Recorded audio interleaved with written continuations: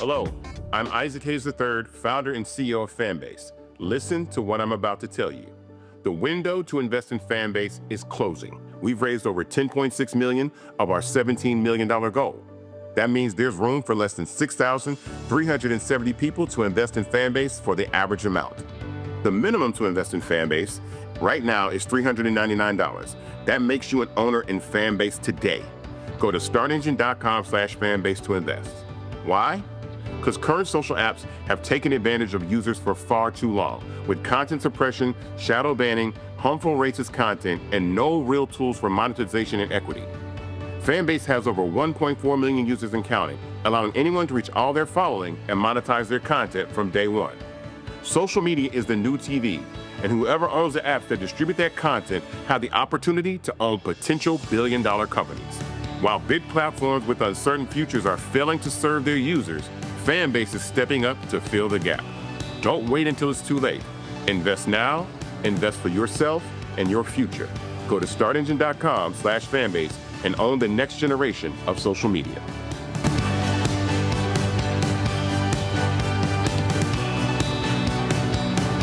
Black Star Network is here. Hold no punches! I'm real revolutionary right now. Black power. Support this man, Black Media. He makes sure that our stories are told.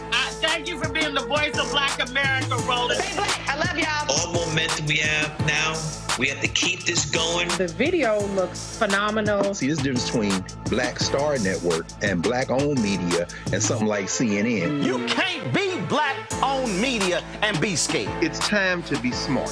Bring your eyeballs home. You dig?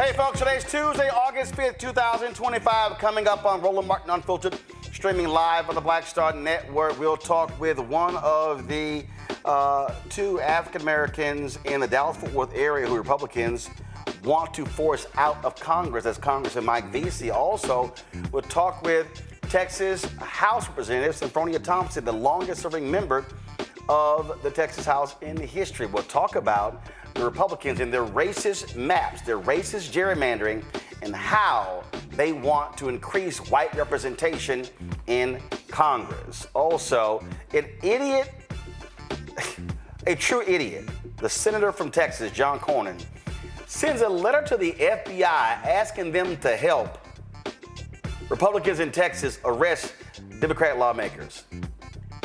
They don't have jurisdiction, y'all. Oh my God, these people are stupid. Also, today is the second anniversary of the Montgomery Riverfront Brawl. That's right. Somebody call that our second Juneteenth. We'll talk with an artist who put together this great rendering in Photoshop of the Ernie Barnes, that famous photo that was in Good Times. Yeah, we're going to talk to him. Plus, in our Marketplace segment, we're going to talk with Epic Every Day, that particular company, talking about their products as well. And so lots we want to talk about, y'all. And, of course, and Donald Trump, that idiot, made an absolute racist remark on CNBC regarding Latinos. And Republicans are like, oh, well, we'll just call this Tuesday. It's time to bring the funk on Roland Martin Unfiltered. On the Black Star Network, let's go. He's got it. Whatever the biz, he's on it. Whatever it is, he's got the scoop, the fact, the find. And when it breaks, he's right on time and it's rolling. Best believe he's knowing. Putting it down from sports to news to politics. With entertainment just for kicks, he's rolling. It's on go, roll, roll, y'all. It's Roland Martin, yeah.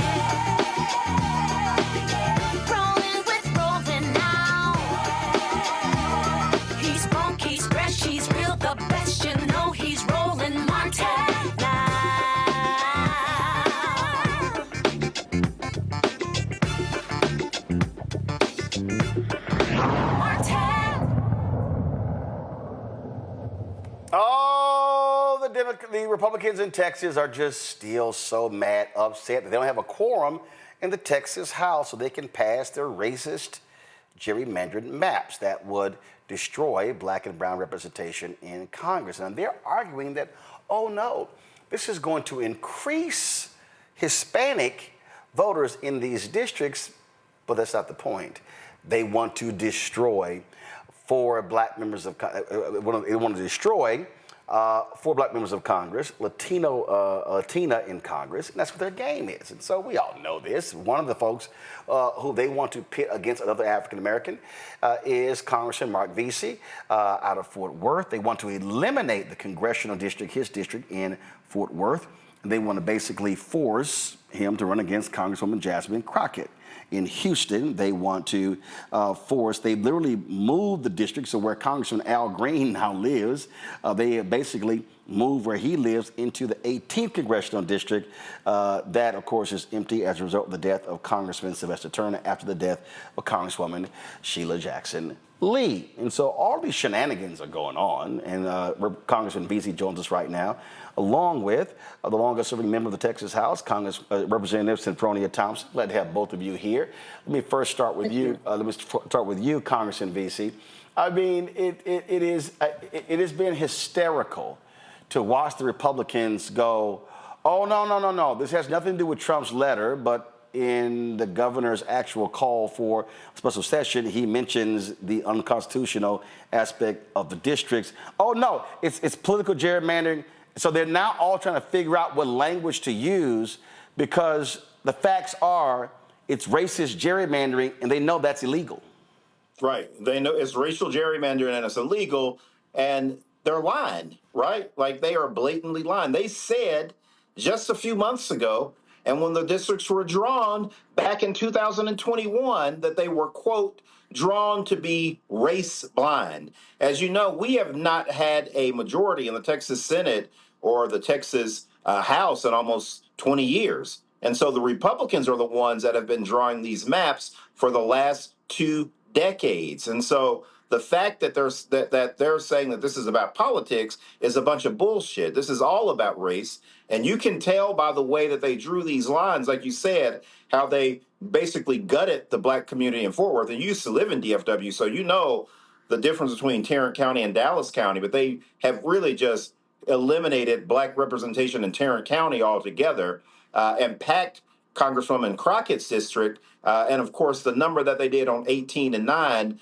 the 18th Congressional District that Sheila Jackson Lee used to represent, and the 9th district that Al Green currently represents, is crazy. It's blatantly racist. And what they did to Congresswoman Garcia, like you mentioned a second ago, they're basically trying to eliminate one of the state's only Democratic Latina. And so this is all about race. It's all about trying to empower as many white voters in a state where the white population has been shrinking the last 20 plus years, and how you're going to keep giving them more power at the expense of brown, black, and Asian voters.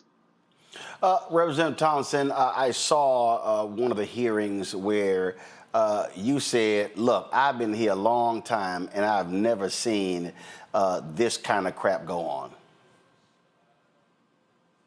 Well, it was really shocking to see them come and redesign these districts, particularly when they said that they was drawing them race neutral.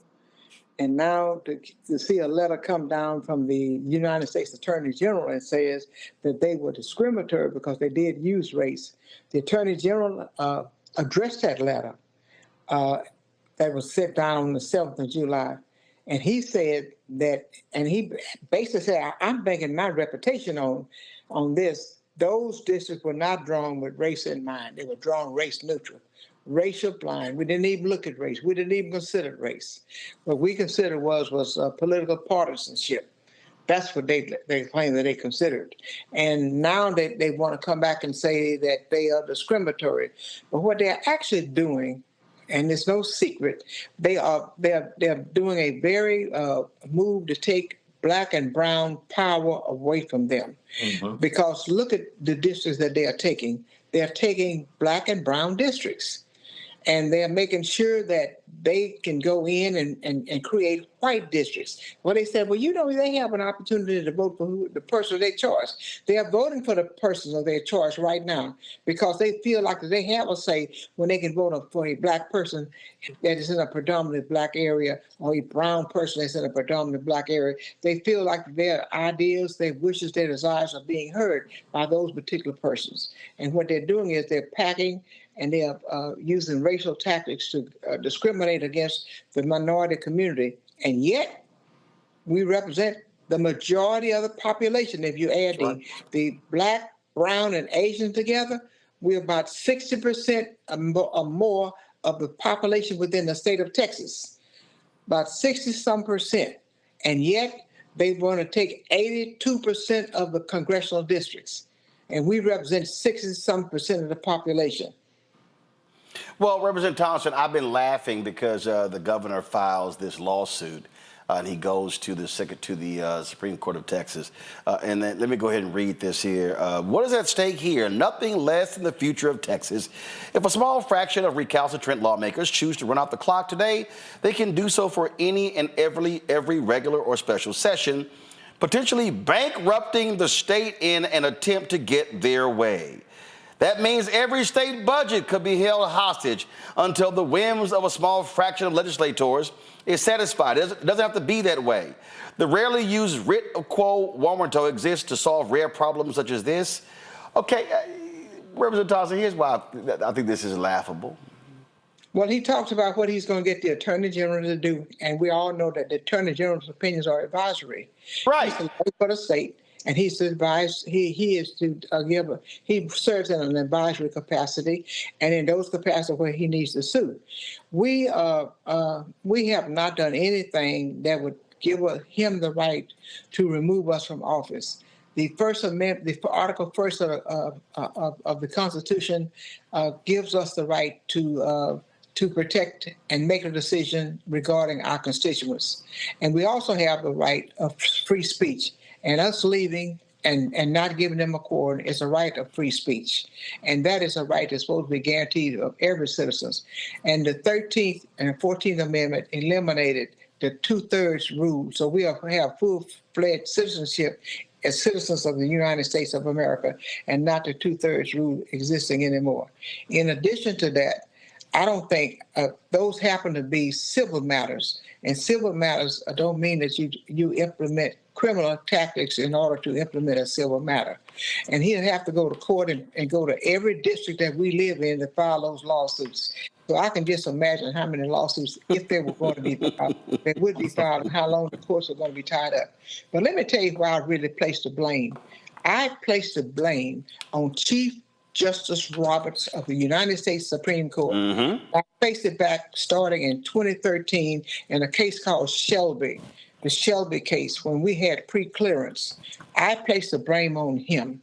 That's who I blame for all of this. It falls squarely upon his shoulders because what he's doing is he's allowing everything that the Federalist Society wants him to do, the Heritage Society wants him to do. He's doing everything that they want him to do, even if it's destroying the democracy which we have known and lived under all our lives. And the creation of this democracy for people who fled from England to give the freedom that they were looking for and not the freedom of a king. He's trying to take us back, all the people, the black, the brown, and the Asian people back to those particular times. I blame him for all of this. He has empowered these people to do these things.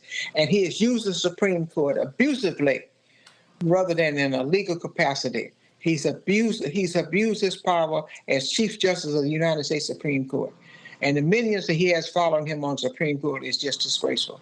Yeah. Well, Representative Veasey, I'm laughing. I'm really laughing big time here because let's go back to my iPad here. I get a kick out of this here.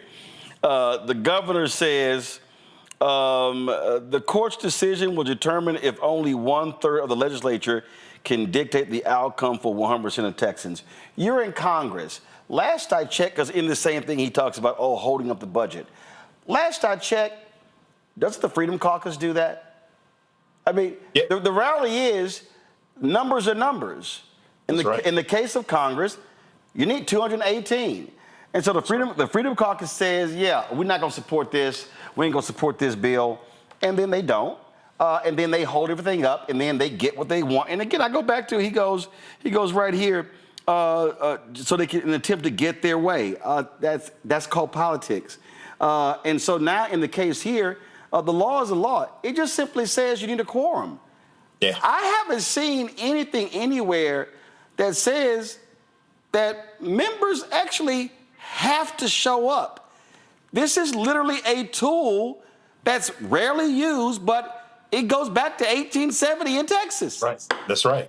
Well, let me not only that, Representative Thompson, hold on. Representative Veasey, make your point, and I'm going back to Thompson. Yeah, no, absolutely. Not only does it go back to the 1860s in Texas, it goes back further than that in the U.S. Constitution, using a quorum technique in order to make sure that you don't have a quorum is something that is normal in politics. It goes back a long, long ways. And then the irony behind all of this that I think people are forgetting, the reason why we left town a week early in Congress, it was because the Republicans wanted to release the Epstein files. And Speaker Mike Johnson, who's always on his knees in front of Donald Trump, decided that we needed to leave town early so we would not have a quorum in the U.S. House of Representatives, so we could not bring the Epstein files up. So behind all of this is they're doing the same thing in Congress. They don't want us to come back because they know if we come back that we're going to keep asking for the Epstein files to be released.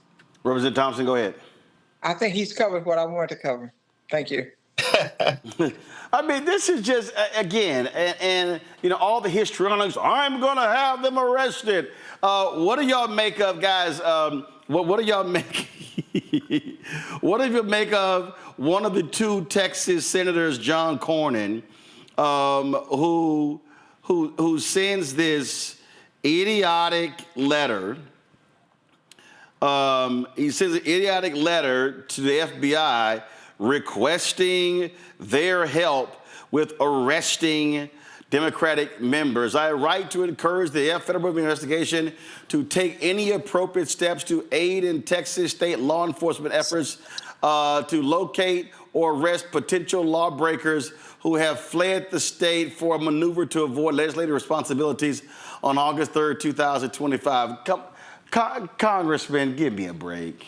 Yeah, and this is really a sad moment in history for John. If you think about his career as our state's attorney general and now a U.S. senator. No. State attorney general and chief justice of the Texas Supreme Court. That's right. I forgot about that. This man knows the damn law. He knows better. He is trying to get in front of Ken Paxton. The last poll that came out had Paxton like 20 points in front of him in a Republican primary. And then the second question that was out in the poll was, if Donald Trump endorsed John Cornyn, would you vote for him in the primary? Paxton was still up 12 points after that question was asked. So even Trump endorsing Cornyn is not going to help him win this primary. And I think that is such a low point in his career for him to stoop to that level so he can be seen as some crazy radical right senator when everybody knows he comes from the school of George W. Bush. And that is out of style in Texas Republican politics right now. Representative Thompson, I love this part of the letter. This really, for me, is Comedy Central. I request the FBI's assistance as federal resources are necessary to locate the out-of-state Texas legislators who are potentially acting in violation of the law. Potentially acting. The FBI has tools to aid state law enforcement when parties cross state lines, including to avoid testifying or fleeing a scene of a crime. Oh, was a crime being committed here? Okay. I love this here. Specifically, I am concerned that legislators who solicited or accepted funds to aid in their efforts to avoid their legislative duties may be guilty of bribery or other public corruption offenses. Representative Thompson, is Senator John Cornyn talking about the millions of dollars that Lieutenant Governor Dan Patrick got in order to rubber stamp the impeachment proceedings of Attorney General Ken Paxton and how that disappeared, how that didn't happen?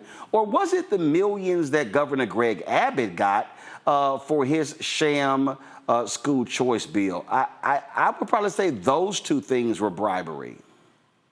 I think if he would work in the realm of what he's elected to do, he can start with Donald Trump and the money that he's accepting and the ways that he's making money. And he would not have enough time to be noticing what somebody else is actually doing. I think he can start with his own house cleaning. And number two, when they issued a warrant out to bring us back, it's a civil warrant. It's not a criminal warrant. And number three, Tom DeLay tried that in 2003 when we left and went to Ardmore, Oklahoma.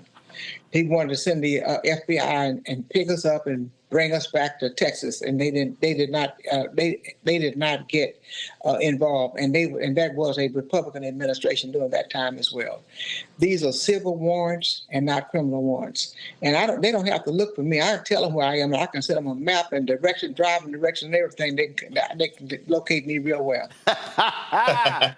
Well, I was telling my producer, Representative Thompson, that you were running buddies with my grandmother, Imelda Lamont, so you ain't afraid of nothing. Well, I wish I had some of her boot in while we were talking. I agree 100%. I appreciate it. Thank you for joining me. Roland, can I say this real quick? One of the things that have changed from 2003 to now is that in 2003, we did not act appropriately. We let the bully punch us in the face, and we didn't do anything back. This time around, blue state governors will redraw Republican House members out of their seats if they go through with this Texas scheme. And so Mike Johnson is going to have to look, Darrell Issa, he's going to have to look McClintock, he's going to have to look those Republican members in the face and answer to them why he didn't protect them and tell Greg Abbott and Donald Trump to back down. Because the first job as the Speaker of the House is to protect your incumbents. And Mike Johnson's not doing that, because this time we're going to fight fire with fire. We're bringing a knife to the knife fight, and we will draw some of their asses out this time. And I certainly hope that all of the Texas Democrats, they stay strong. Because just last point here, Representative Thompson, correct me if I'm wrong. So the special sessions are 30 days. This one ends August 19th. The governor can call as many as he wants to. The strategy is actually to hold out until December, because there's a filing deadline to run for congressional seats in 2026.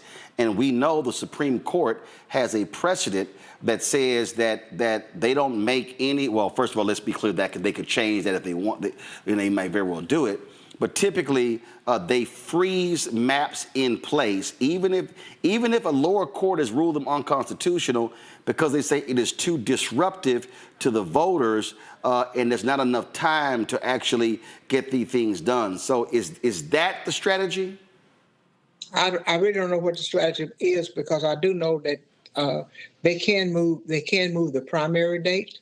They have done that before. When John Connally was going to be a candidate for president, they moved the date then. That was the reason why that the killer bees in the Senate broke quorum when in 1979, and that bill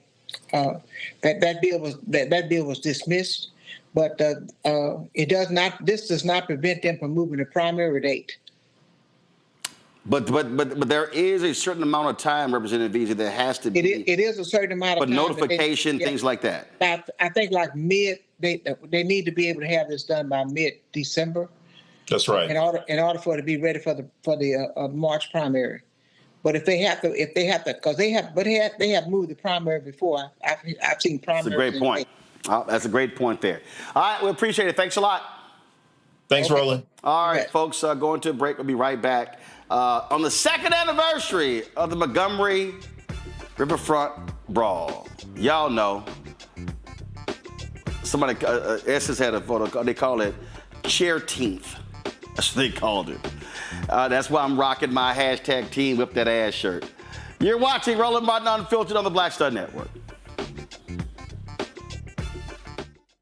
Next, on the Black Table with me, Greg Carr. The United States is the most dangerous place for a woman to give birth among all industrialized nations on the planet.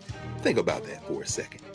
That's not all. Black women are 3 times more likely to die in this country during childbirth than white women. These healthcare systems are inherently racist. There are a lot of white supremacist ideas and mythologies around Black women, Black women's bodies, even Black people, that we experience painless, right? Activist, organizer, and fearless freedom fighter Monifa Akinwole Bandele from Moms Rising joins us and tells us this shocking phenomenon, like so much else, is rooted in unadulterated racism. And that's just one of her fights. Monifa Bandele on the next Black Table here on the Black Star Network. This week on the other side of change, diaspora wars. The internet has been swarmed. Who has a right to Blackness and Black culture? Who is overrepresented, underrepresented? It's too much. It's making us dizzy. We don't have to be prideful without this air of superiority, right? All stories matter within this Black sphere that we exist in. Only on the other side of change on the Black Star Network. Farquhar, executive producer, Proud Family. You're watching Roland Martin Unfiltered.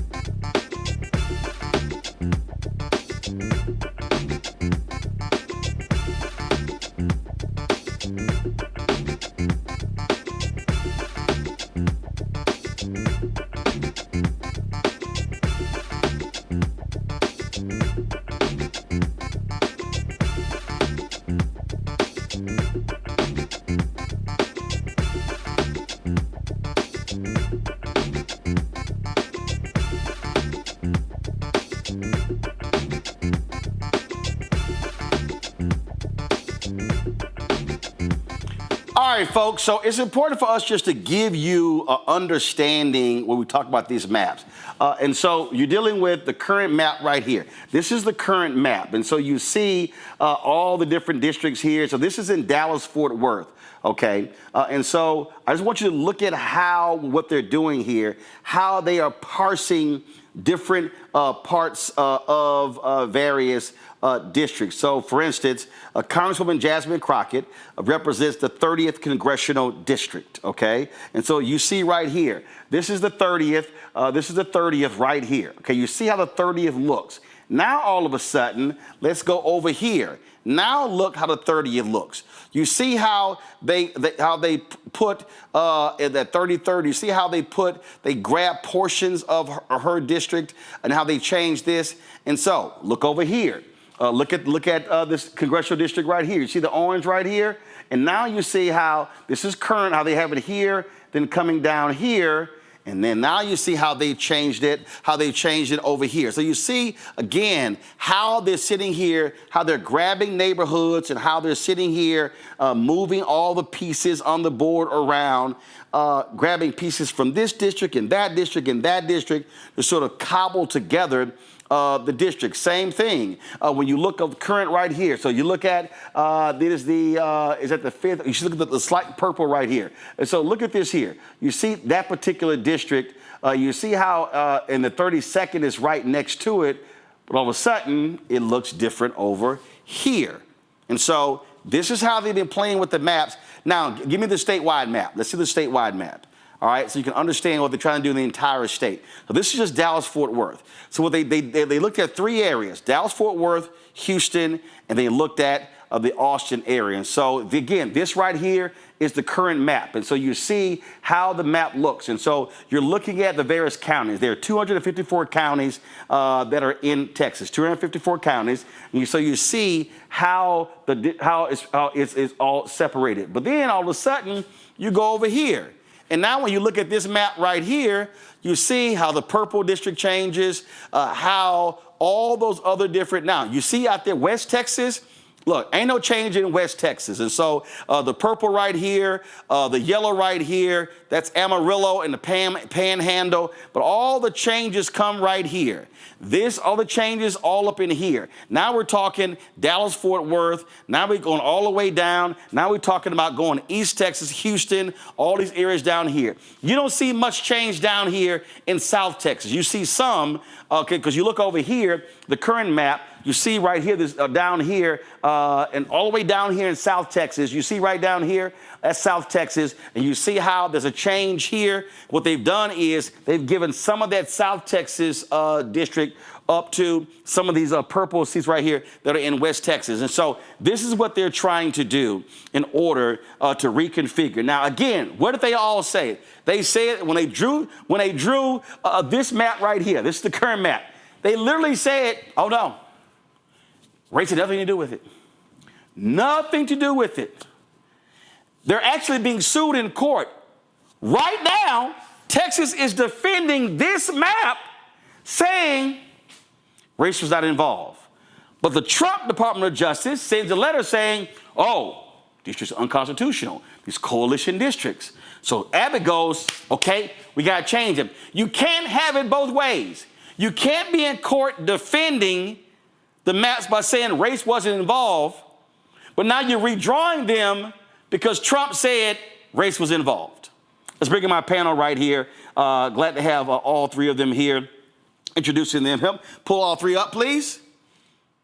All right, everybody's up. I appreciate it. Thanks a lot. All right, first off, Teresa Lundy, TML Communications, joining us.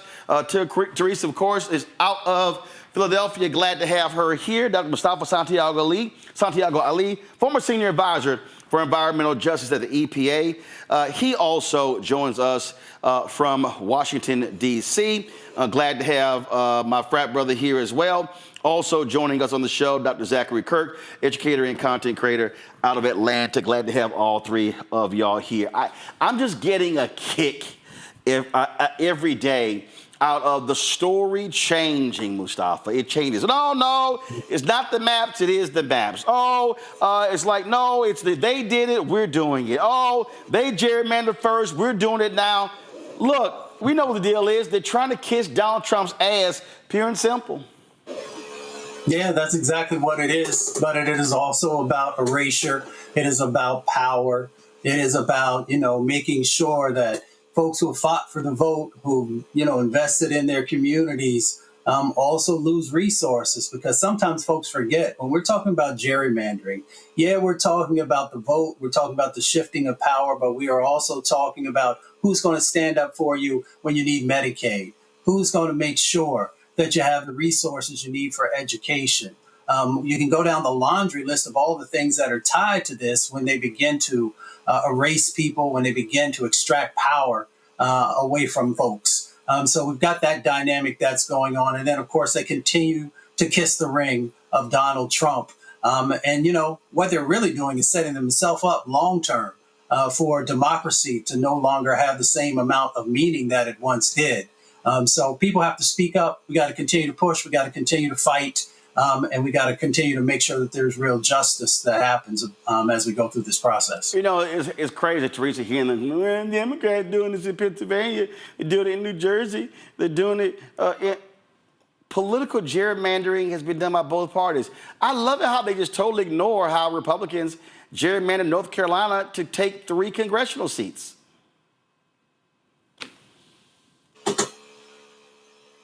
Teresa, you on mute. I'm back. Sorry about that. They absolutely tried to do it right here in the Commonwealth of Pennsylvania, and it's not new. You know, it's the playbook, and we were, as Democrats, were able to overcome through facts, through courts, and appeal. But it also took neighbors, elected officials, and those that are in those distinguished positions to ask their constituents to use their voice, you know, to take action. So I'm very excited about what we are seeing, but this is not an unusual playbook. This is very simple, Zachary. You fight fire with fire, pure and simple. And thank God we are seeing that model come to us from Texas Democrats. They are coming hard and they're doing the right thing. There are a lot of people who are upset at this move that Texas Democrats have made to pack it up and get the hell up out of Dodge. But that's what it takes if you're going to, when you're dealing with corrupt people. It's wild to me that Texas Republicans and Governor Greg Abbott and Ken Paxton were sitting on their asses thinking that people were going to take this. These people, your elected leaders in Texas, they're making $7,000 a year, and they're being fined $500 a day for what they've chosen to do. But this is the only thing they can do to protect democracy.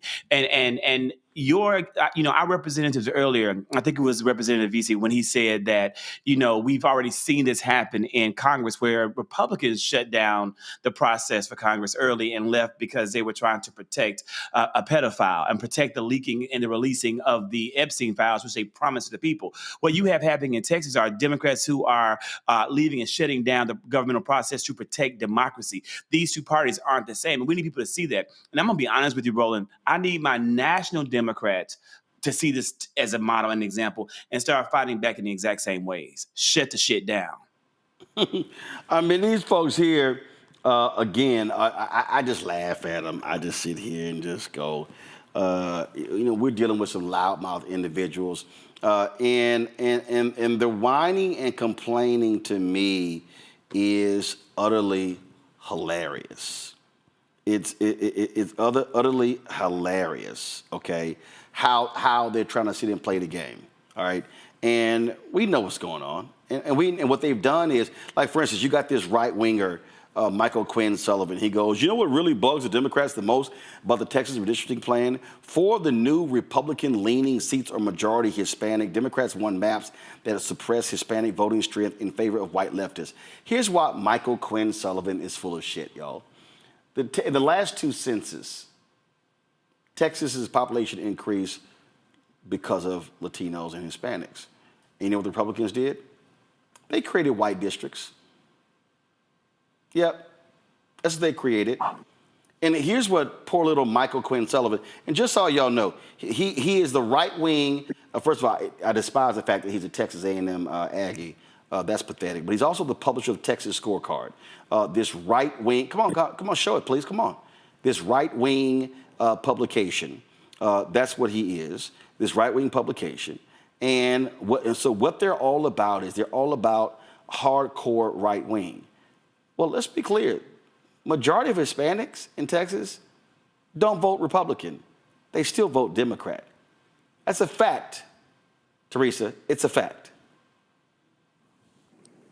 Yeah, they do. And they're actually looking at the issues that is happening in their districts and in their neighborhoods, and they're voting accordingly.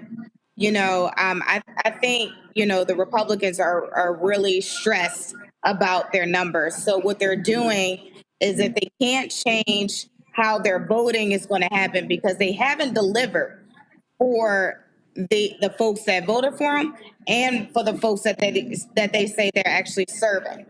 So it's going to be a tough time. And I think this whole redistricting effort is going to be a test to see what actually comes of when we get to midterm. Yeah, I mean, at the end of the day, I keep saying this, Mustafa, over and over and over again. It means you have to turn out and vote. We have to see massive numbers of black people and others turning out to turn these Republicans out of office. It goes back to my grandmother's quote that folks have heard me talk about. You have power unless you give it away. When you don't get up off the couch, you are giving your power away. When you think that it's just not that important, my vote doesn't matter, you're giving your power away. And when you give your power away, you're giving your resources away. You're giving away the ability to frame out the direction for your community. You're giving away your children's future, to be quite honest with you, based upon many of the policies that they're moving forward on. So all we got to do is mobilize, get folks ready, educated, registered, and then go out and vote. And make sure you're voting for policies that actually have some humanity in them. Make sure you're voting for policy that's actually going to help you to be able to hold on to your home. Vote for policies that will help to protect you from the hurricanes that are going to come back through Texas and many of the other natural disasters that are going on. So you should just make sure that you vote, and that not only you vote, but you make sure you're talking to other folks about why they should be voting as well. Zachary. There are people who are, wondering, why Texas Democrats ended up in Chicago and ended up in New York, ended up in Boston. And they're saying things like, is it really going to make a difference? Roland, I'm going to be honest with you and your viewers, because I think it dovetails into what you just said about voting. It is possible that it is an inevitable reality that these really bad maps are going to pass, that this gerrymander and what the Republicans in this country are doing to suppress democracy will come to pass. And yeah, we can definitely blame the SCOTUS. We can definitely blame Chief Justice Roberts. They have a lot of blame in this. But we also have to blame the voters. We have to blame those who voted for this and put Donald Trump in office. We have to blame those who voted for Greg Abbott and who put him in office. But we also have to blame the 90 million eligible voters who sat down and made a choice to not vote. And we have to ensure that they know what's happening and know the consequences of their actions. The only reason this is happening is because of what voters did or did not do. And the only way to reverse course, the only hope that we have, the only chance that democracy has to continue to exist in this country is that in 2026, they get off their asses and the 90 million go and vote, and they vote overwhelmingly in favor of democracy, not necessarily the Democratic Party. That's not what I'm saying, but vote in favor of democracy, vote for America, and vote in their best interest. And here's my position. Go to my iPad. It's real simple. So let's see here. New York, there are 26 seats, 16 Democrat, 10 Republican. California, 43 Democratic seats, 9 Republican. If I'm Hochul and Newsom, I'm snatching all 19. And I'm not going to apologize 1 second. Folks, we'll be right back. Roland Martin Unfiltered on the Black Star Network. Support the work that we do. Join our Bring the Funk fan club. Your dollars make it possible for us to do the work that we do. Cash App. If you want to give me a Cash App, use the Stripe QR code. You see it right here. Click the Cash App button to contribute. Use that QR code also for credit cards. Check some money orders. Make it payable to Roland Martin Unfiltered. Mail to P.O. Box 57196, Washington, D.C. 20037-0196. PayPal is R Martin Unfiltered. Venmo is RM Unfiltered. Zelle, Roland at RolandSMartin.com. Roland at RolandMartinUnfiltered.com. We'll be right back. On the next Get Wealthy with me, Deborah Owens, America's Wealth Coach, Black Americans have 1/10 the wealth of their white counterparts. But how did we get here? It's a huge gap. Well, that's why we need to know the history and what we need to do to turn our income into wealth. Financial author and journalist Rodney Brooks joins us to tell us exactly what we need to do to achieve financial success. You can't talk about why we are, as Black people, where we are, unless you talk about how we got here. Bridging the Gap and Getting Wealthy, only on Black Star Network. This week on The Other Side of Change. Diaspora wars. The internet has been swarmed. Who has a right to blackness and black culture? Who is overrepresented, underrepresented? It's too much. It's making us dizzy. We don't have to be prideful without this air of superiority, right? All stories matter within this Black sphere that we exist in. Only on The Other Side of Change on the Black Star Network. Next on the Black Table with me, Greg Carr. The United States is the most dangerous place for a woman to give birth among all industrialized nations on the planet. Think about that for a second. That's not all. Black women are 3 times more likely to die in this country during childbirth than white women. These healthcare systems are inherently racist. There are a lot of white supremacist ideas and mythologies around black women's bodies, even black people, that we experience painless, right? Activist, organizer, and fearless freedom fighter Montgomery Brawl from Moms Rising joins us and tells us this shocking phenomenon, like so much else, is rooted in unadulterated racism. And that's just one of her fights. Montgomery Brawl on the next Black Table here on the Black Star Network. Me, Sherry Shepard, and you know what you're watching, Roland Martin Unfiltered.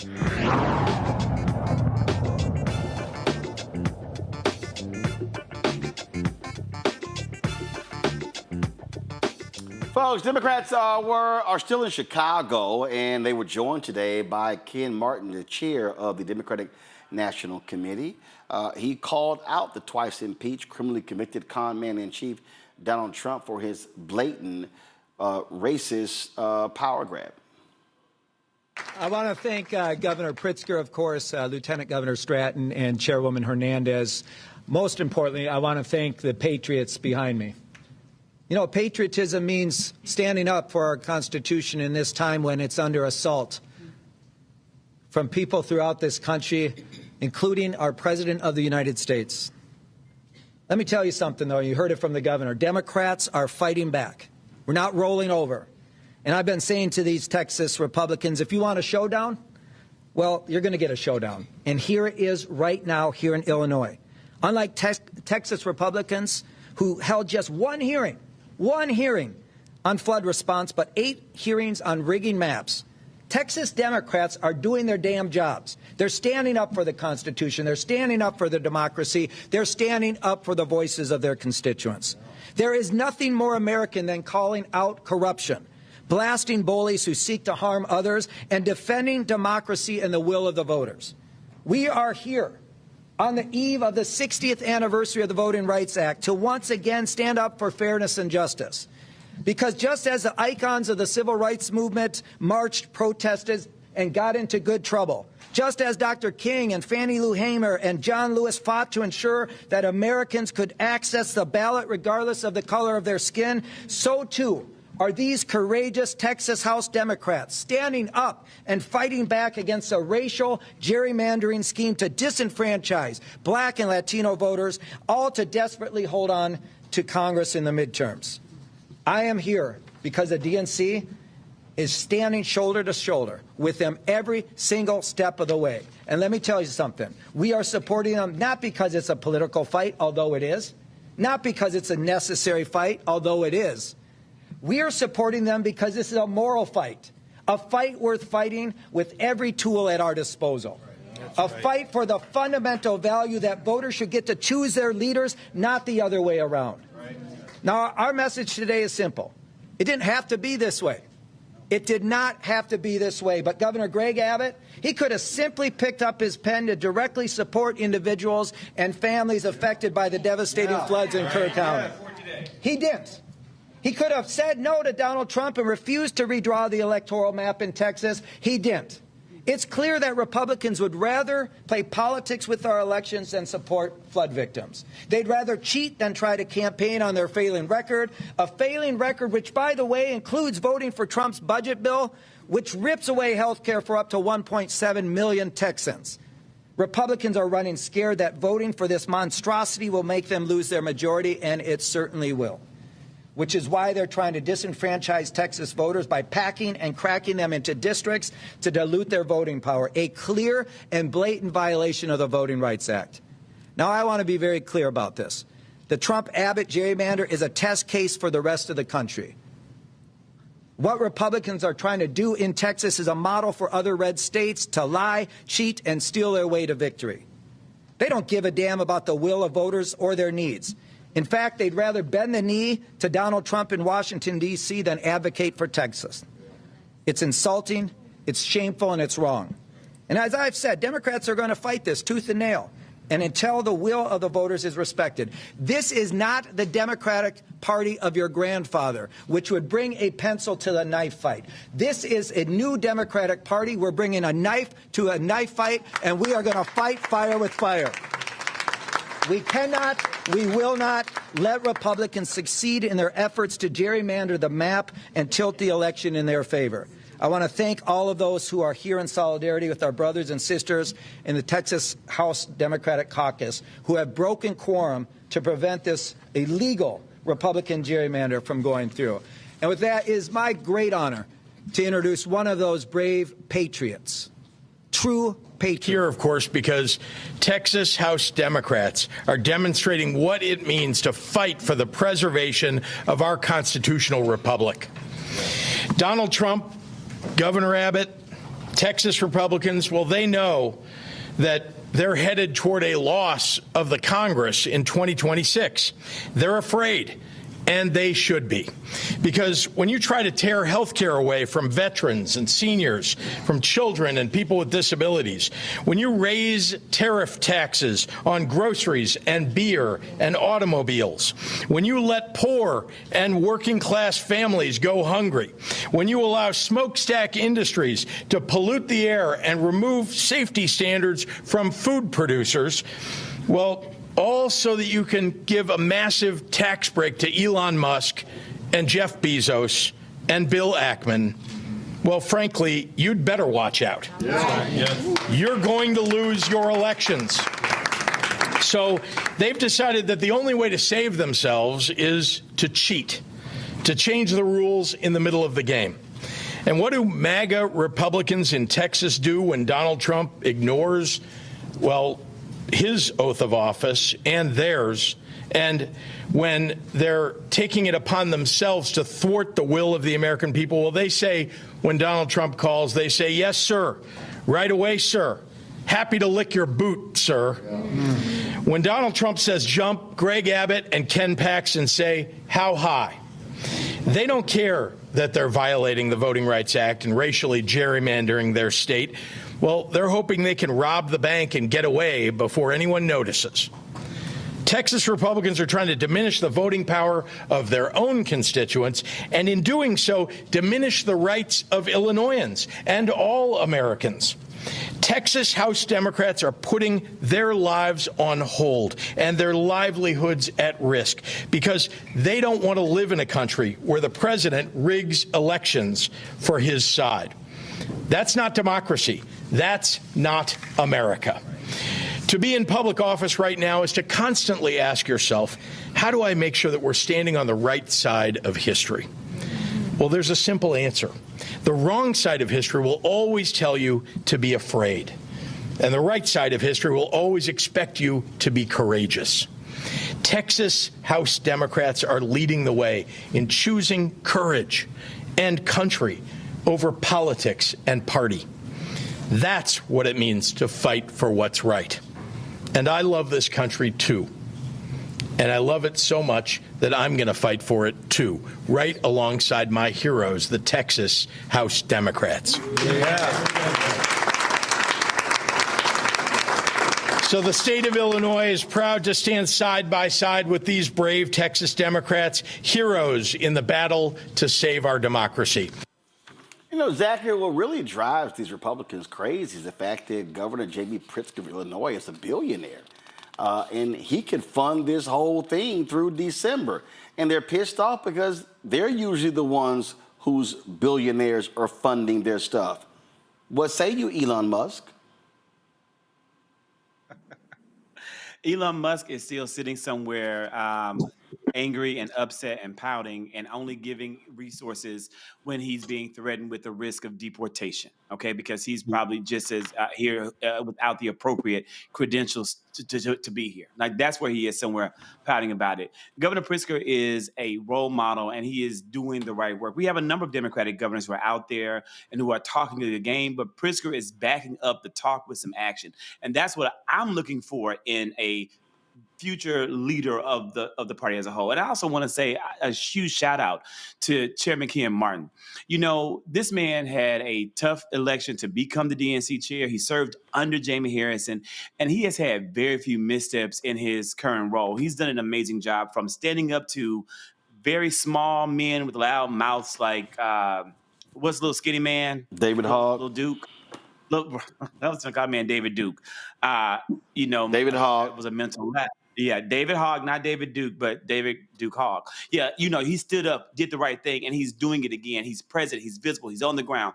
I was fortunate enough to be in New York City for a Congressional Black Caucus PAC event, and who was right there, on the main stage doing some big talk? It was Ken Martin. He's doing a great job, and I cannot not give this man credit because that's the kind of fight we need in this war. Of course, California Governor Newsom has also not been silent. Here's what he had to say about what these nutcases in Texas are doing.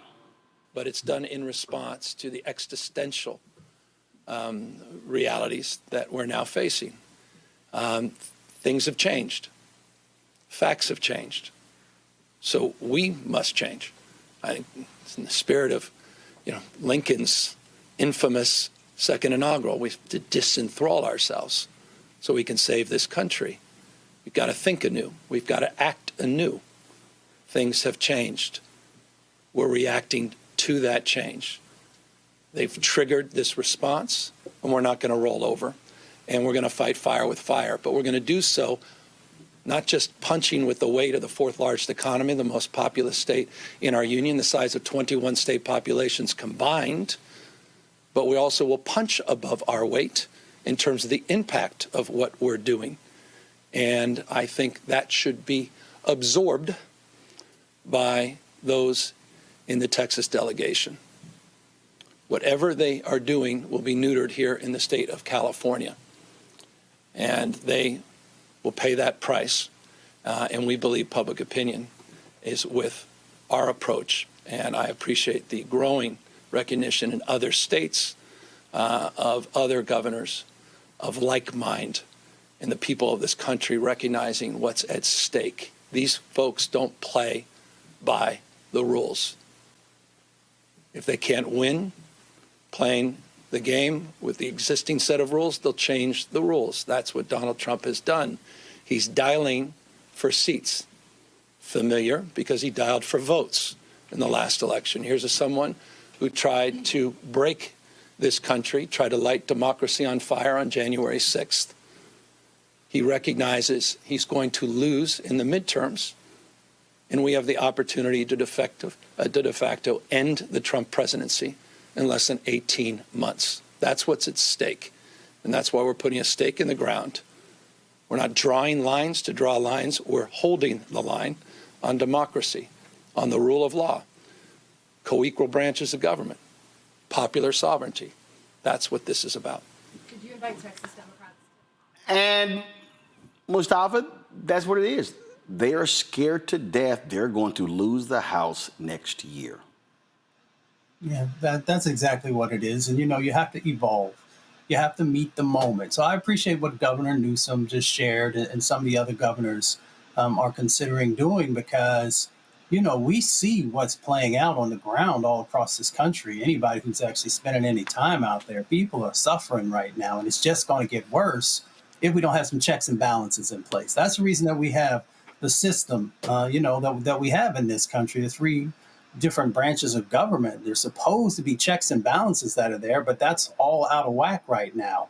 So we've got to get back to that because if we don't, you're not going to have a country. And we know who's going to carry the burden. It has always been the Black community that's been the one, who gets hit first and worst, and the ones who, even after things begin to heal, it takes from, just decades upon decades. So Folks are doing what's needed in this moment, and I appreciate that. Everybody knows I'm a type of person who tries to find collaboration where it can be, but these folks are not interested in that. These folks are only interested in power. They don't care who they hurt and for how long they hurt them, and that has to be addressed, and this is one of the ways of doing it. Teresa, this is why they're scared. This group right here. There are 35 vulnerable Republicans, and they are scared that they are going to lose anywhere from 10 to 20 of those seats. And they're like, hey, we got to run the numbers up because we know because of the policies, Trump is underwater in a lot of these polls.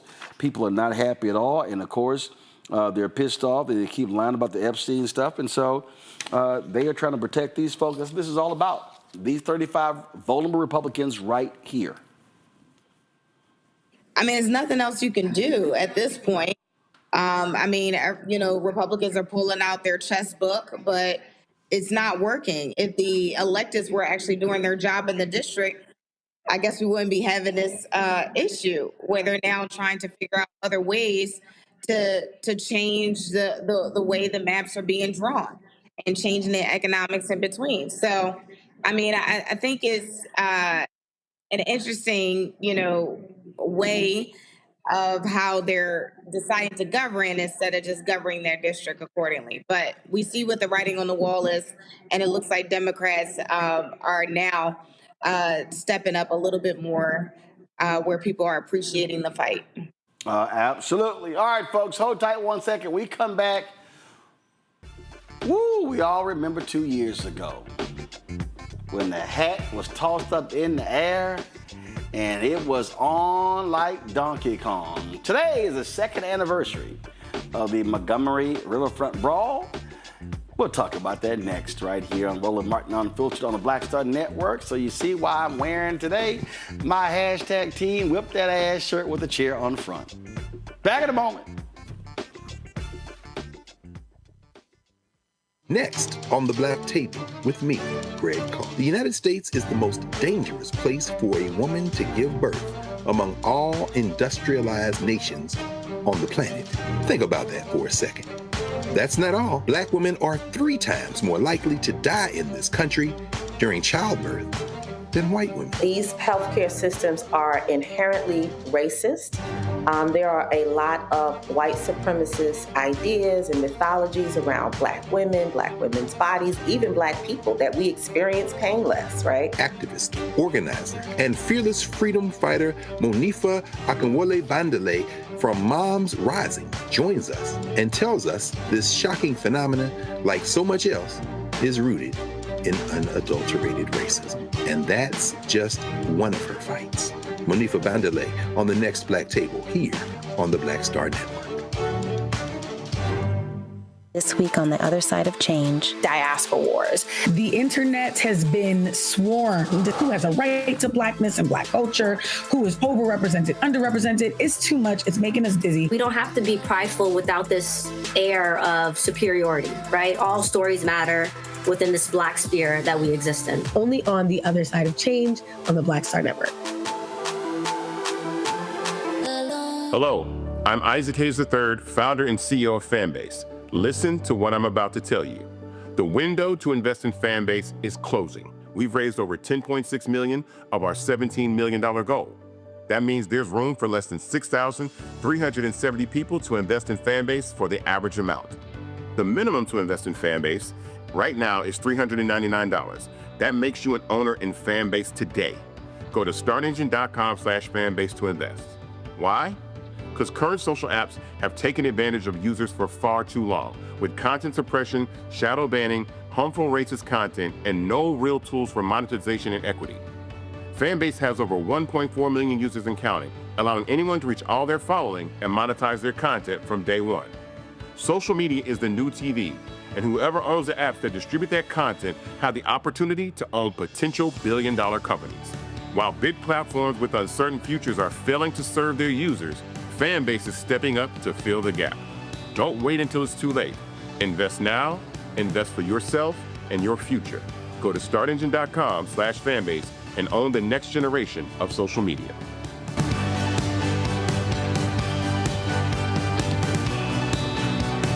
Hey, John Murray, the executive producer of the new Sherry Shepherd Talk Show. You're watching Roland Martin Unfiltered.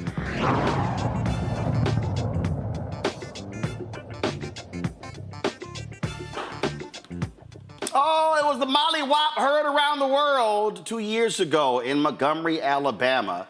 Black man trying to sit here and, dock his boat, and these white folks wouldn't move their boat. And they said, we're going to fight the brother. And, the Black Avengers came to his rescue, and it was on. The brother smacked his white woman in the head with a chair. And all of a sudden, this symbol right here became legendary around Black America. Let's go back in time a couple of years, shall we? Roll it. That guy in the white shirt is crew from our little dinner cruise boat who got off our ship to go over there to move that black pontoon boat on his own because those guys who parked there were told not to leave it there and they left it there. So he's just pushing it off. That's funny. Took matters into his own hands. I love it.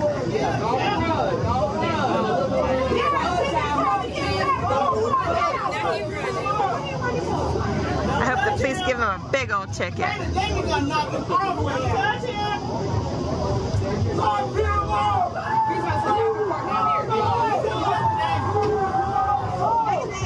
Ooh, confrontation with the owner of the boat.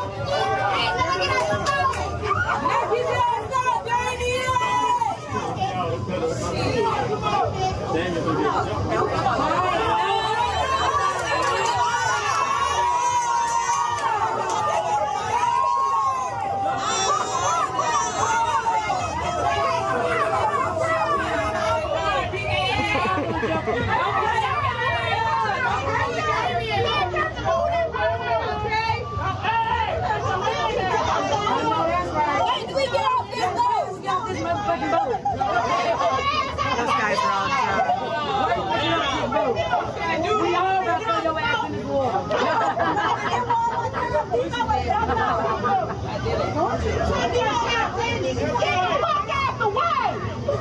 Move, bitch! Get out the way! Get out the way! Get out the way! Move, bitch! Get out the way! Get out the way! Get out the way! Move, bitch! Get out the way! Get out the way! Get out the way! Move, bitch! Get out the way! Get out the way! Get out the way!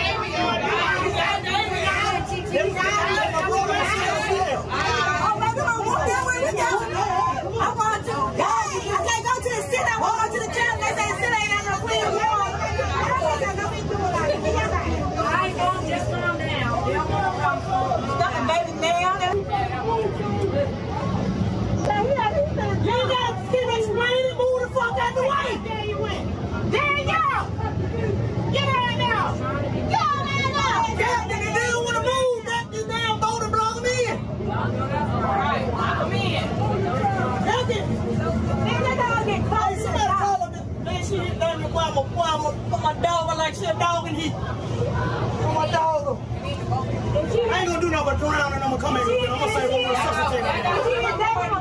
No, we do for you, baby. It's over. Okay.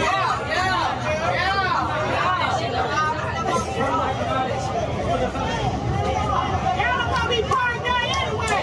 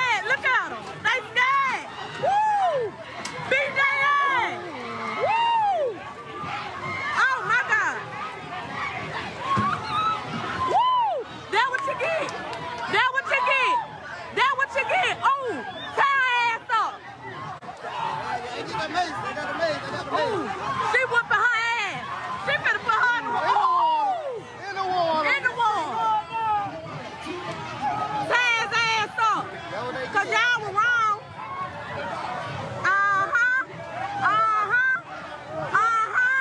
Do some. Boop, boop, boop, boop, Woo! He ran, he jumped in the water. Yeah. Get in their ass. Ooh, look at the bras. The bras jumping their ass. Cause y'all were wrong for jumping on that black man like that, baby. Look here, I thought was going on. They put their ass in the water, y'all. Boo out! Boo out! Boo out! Boo! Fat their ass up. Baby, please. Ooh. Ashley. Boo out!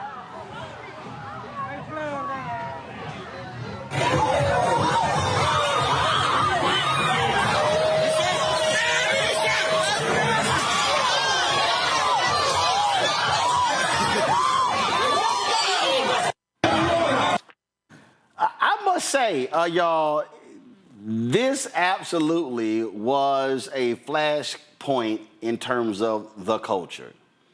After that, man, black folks had earrings made out of chairs, hats, shirts. I mean, I saw more Let me tell y'all something. I had this shirt here made up, a chair with the phrase I always use, hashtag team whip that ass. Man, I got stopped by more people in the airport.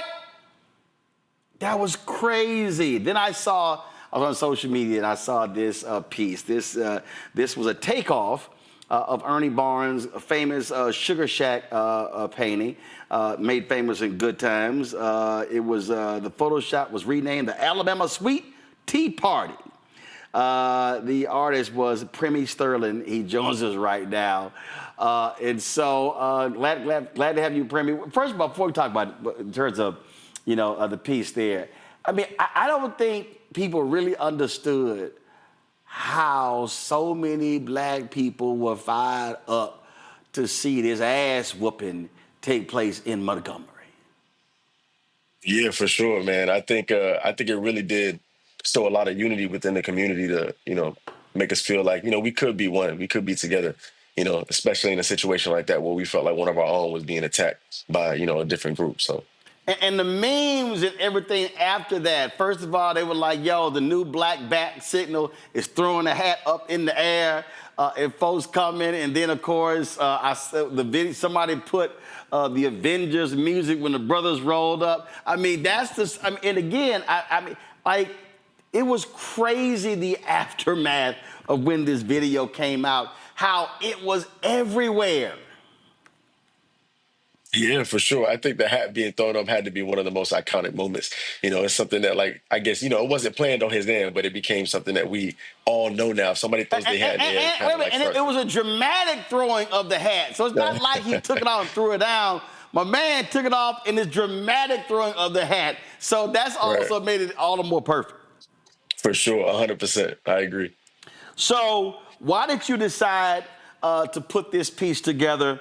You grabbing, of course, the famous Sugar Shack photo and call it the Alabama Sweet Tea Party. So it all started on Twitter. A friend of mine by the name of Jadelle Dior, she's a singer. She actually posted and asked me to put the chairs in the shot. And I thought that was genius. I was like, man, that's kind of hilarious. But as I was doing it, I was like, I might as well add the rest of the elements to it. The hat being thrown in the air, as you see on the left side, the one kid with the crew shirt who swam across to, be a part of it, and adding the name to it, the Alabama Sweet Tea Montgomery Brawl. I thought that kind of fit everything. Now, of course, we know about copyrights and trademarks. Did the Ernie Barnes estate hit you up to say, bro, what you doing? No, so, it's crazy. They didn't hit me up, but I hit them up. I emailed them and let them know, like, hey, listen, I did do a meme rendition of this. And a lot of people were asking me to make prints and stuff. And I just wanted to let them know, what was going on. And they asked that I did not make, any prints or sell anything. So, I made sure to, respect my elders and just respect their wishes and not do that. So and also, of course, that art piece there, I think Eddie Murphy owns it, and that piece is worth multiple millions of dollars. Absolutely, 100%. You got to respect that. I always, you got to respect the art form, especially, when it's within our own community. Yeah, I had the opportunity to interview Ernie Barnes a number of years ago at the Pan African Film Festival. I have to find that. It's actually on videotape, mini DV tape. That's how long ago it was. For sure. And so you talk about, and what's interesting is, again, how people are responding today. I posted this, and there are other people that have been posting different images, again, today, in essence, marking this day. Yeah, it's almost like a holiday now. They might as well make it a national holiday for us, like Juneteenth or something, because we remember this day every year. We always go back to it to talk about it, and I don't think that's something going to run out. I think this has been a legendary moment in the history of our culture, and I just don't think it's going to change. Well, I'm always reminding people that, listen, this ain't going to be the bow down, take a knee crowd. I mean, people need to understand that. And I think that's also was a huge part of this deal. Folks were sick and tired, and the brother was just simply doing his job, trying to park the boat, and these arrogant fools just did not want to move, and so they wanted to fight. So it's like, okay, let's roll. Yeah, absolutely. I think they expected him to kind of bow down, and when he didn't, and he made sure to stand his ground and stand on business, and the other people came to defend him, you kind of see like they wanted no parts after that. They wanted to stay in their boat, and they wanted to act as if the event was over when they were the ones that started in the first place. Go to my panel. Zachary, you first. Roland, I'm gonna be honest. I had some of that footage I had never seen, and it was a commentary that was taking me out. Oh yeah. We got other videos, so we got multiple videos. And you're right. The commentary was awesome. You need to commemorate the day. Commemorate the day for all of us who didn't get to see all of that. Like when this happened, I was preoccupied. I don't know what I was doing. Preoccupied, not focused on it. It was too much going on. I knew it happened, but I didn't see that commentary. Give us a replay of all the good stuff, because now I'm about to go down a rabbit hole, because I was dying over here at what I saw. I only knew about the brawl. I didn't know about the amazing commentary, the looks, the people in the background giving you blow by blow action. What we didn't show, hey, y'all need to find it. We didn't show the brother who jumped in the water and swam across that joint to join in the ass whooping. Y'all cue that up so we can see that. And that was a whole level of memes, Aquaman, all sort of stuff. I mean, again, this brawl had it all, and it was crazy. And what's weird is, you're right. Look, earlier I was at the dentist, and the dental assistant was a student at Howard University, and my dentist didn't know. I was like, when the hell were y'all at? How y'all didn't know? I mean, matter of fact, the video we did on this show did about almost 2.5 million views on YouTube, and people were talking to me about that video like crazy. And so it was definitely, Teresa, a cultural flashpoint. Yeah, it was. But, as much as I, remember us coming together during this, my heart still breaks for this moment even happening. And I think it's just a testament, from the top of what we were talking about in our government, and how much of a discourse it is for a security guard who's doing his job, who's likely getting paid the minimum, has to deal with this kind of stress and strife. And then I'm just glad it didn't escalate, where there were casualties involved. But, every time I watch it, it breaks my heart. Well, it don't break my heart, because all I know is some other stuff got broken. It don't break it don't break my heart at all. Mustafa? Yeah. Hey, this show unfiltered. I don't give a damn. Ass whooping like that did not break my heart. I sat back and enjoyed the hell out of it. I think our ancestors did too. I think our ancestors said, there it is. For every time I wasn't allowed to look you in the eye, for every time I had to cross to the other side of the street, for every time you were able to disrespect my wife or my daughter, for every time I wanted to be able to throw them up, but I knew if I did, I'd be lynched.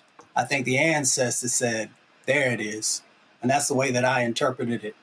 Because for As long as we all can remember, privilege has been allowed to be able to do the most egregious things to us. And in many instances, we had to take it because of the times that we were living in, but we no longer live in those times. So if you want some, you're going to get some. And we hope that we don't never have to resort to violence. But if you're going to bring violence, then people have the right to defend themselves and to make sure that whether they're a man or a woman, that they're able to stand up. See, Premi, I thought Mustafa was going to say, whoop, there it is. That's what I think he was going to say. I think he was going to say, or I thought he was going to say, whoop that trick. But I do think he's right. I'm telling you, I think a huge part of the reaction was exactly what he said. Black folks took a whole lot of shit. Here's a brother just trying to do his job, and these drunk-ass white folks wanted to act a fool, and so, hence, ass-whipping time. Absolutely, 100%. I agree. I feel like that's exactly what was going on. I mean, and seeing the people watching from the boat, and they giving commentary on what's happening, and they watching it escalate to the point where they couldn't do nothing because they was in the water, and then watching that one kid jump in the water to swim across to help him, really showed that to me. Right. Okay. Control room. Where's the video of the kids swimming? Y'all, what's up? I think y'all. No, we don't. We already seen that. We show the video of the brother jumping to the water because, man, I remember black folks who don't swim said, I'm going to go start taking swim lessons after that happened. They was calling him Black Aquaman. I hadn't seen a couple memes like that. Right. I mean, that's exactly what it was. So, I mean, it was, I'm telling you, the swimming, I mean, that, Zachary talks about what people did. In fact, here just how creative folk got. Here was one of the videos, y'all. Watch this.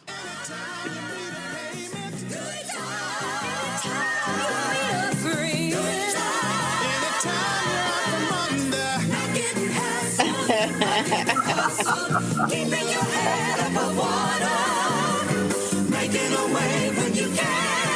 Temporary layoffs, good times, easy credit rip-offs, good times, scratching and surviving, good times, hanging in a job, good times. Ain't we lucky we got 'em? Good times.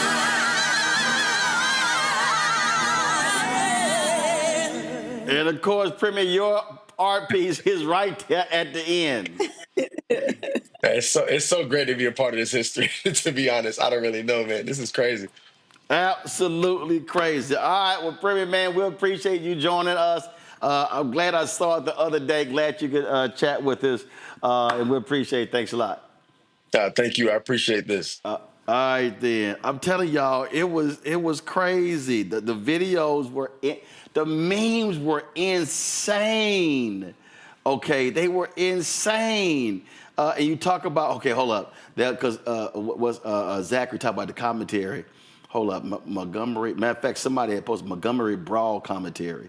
And they were just sitting here. Okay, here was another one. They actually, okay, pull his audio up.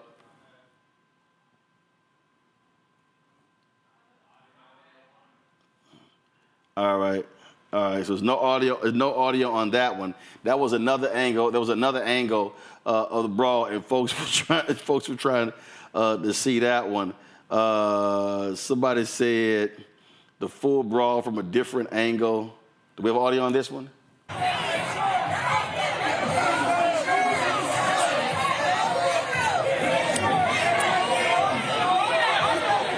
Boy, that nigga was kissing their ass at first. You hitting their ass like some TV shit. I ain't lying.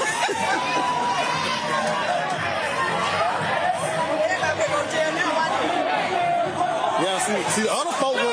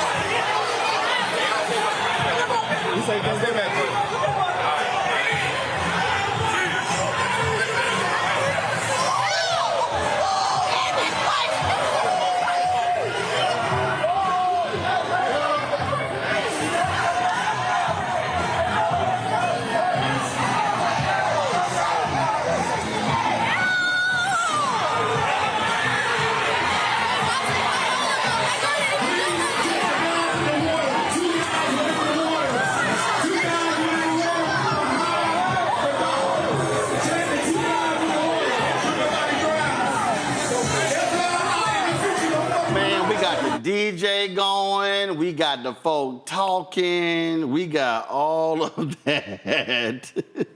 You know, and I love this here. Somebody posted this here. This is on the same day. Somebody posted that brawl out of Montgomery is wild. It's dope that all of those black folks stood 10 toes down for that black man worker getting jumped. And of course, they actually accompanied this video here. Y'all go ahead. Let me see here. Hold on. The more you okay. This famous video. As you can see, the more you fuck around, the more you're going to find out. As you can see. Oh my God, it was crazy. I gotta show y'all this one here. Okay, y'all. So check this out. Yeah, they squabbling out there now. Yeah. Oh, y'all, I'm telling y'all. Okay, hold up. All right, here was another one from that day. Dot, dot, and dot, dot, dot, dot, dot. He says, and dot, dot, dot, dot. Oh, it said new angle of Montgomery Brawl just came out.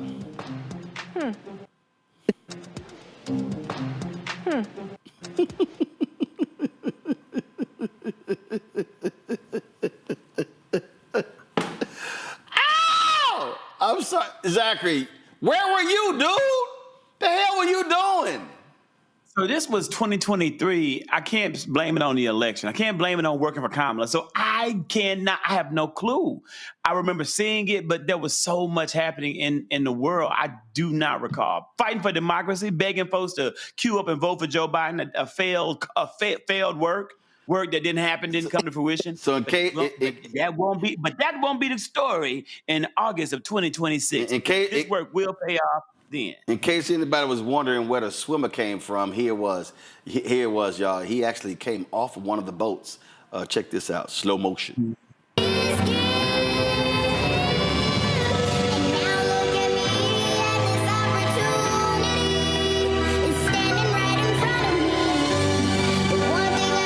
My man swam across the water to get a piece of that here.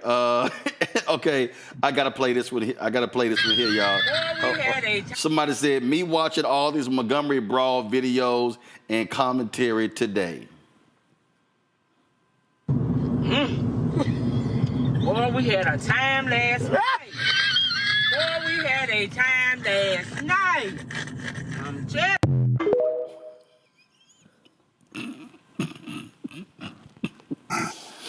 Okay, y'all, I'm having okay, let's see here. I gotta find, okay, hold on. I gotta find another one, y'all, because I'm having way too much fun. So this was actually a pretty funny video here. Let me zoom. Okay, pull up the audio. So as a white woman, obviously I need to weigh in on the Alabama boat brawl situation. And here is my take on this situation. I would like all marginalized communities to know that I come with a chair, and if you ever need my chair for defense of any type, just ask. I can move out of it and sit somewhere else. This thing is heavy, it rolls fast, and if you throw it at someone, it'll do serious damage, okay? All right, wait. It also has canes in the back, so we've got options. We've got options with my chair. You see me, you need the stuff, just ask.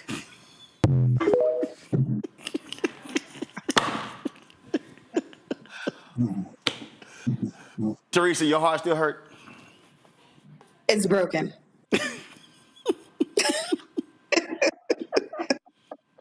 Oh, I think he was one of those good play-by-play, Mustafa. Let's roll it. It's not a race thing. This is not a race. Well, maybe it is a race thing. This security officer tells this gentleman here that he can't park his boat there. He needs to move his boat. And it turns into an altercation. It just so happens that this is taking place in Montgomery, Alabama, which also happens to be the home of racism. That's right. So that in Mississippi, the white guy, he gets his friends and they start jumping him. This nigga threw his hat up like he was about to graduate. So just know, this is the cheat code, people of color. If you ever caught in a tough situation, just take your hat and throw it up in the air. And out of nowhere, the black people you never knew, never met, is just gonna come out of nowhere to help aid and assist you. The visuality of the week award goes to this gentleman over here swimming. Do you know how committed you have to be to hop in a body of water you don't know what's in the water, assist somebody you probably don't even know? He swam all the way over there. Yo, come back with straight full of adrenaline.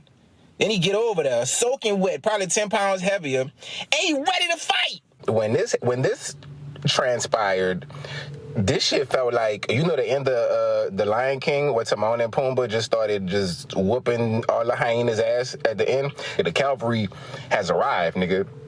And the dreadhead niggas is throwing hands. The girls that was doing the commentary, I ain't gonna lie, y'all country as fuck. I thought I was at a crime mob concert. This nigga think it's ECW Hardcore Heaven 1997. He swacking the fuck out of everybody with that chair. Straight Stone Cold Steve Austin Sandman type shit. Where's Jim Ross when you need him? The carnage, the mayhem, the broken bodies. We need an ECW chant for that, I ain't gonna lie.